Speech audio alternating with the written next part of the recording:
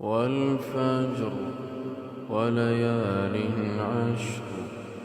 والشفع والوتر والليل إذا يسر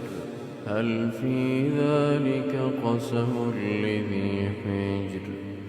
ألم تر كيف فعل ربك بعاد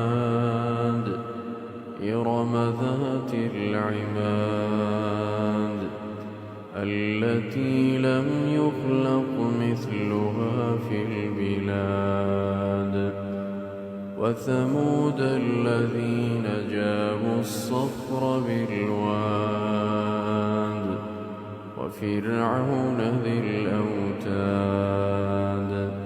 الذين طغوا في البلاد فأكثروا فيها الفساد فصب عليهم ربك سوط عذاب إن ربك لبالمرصاد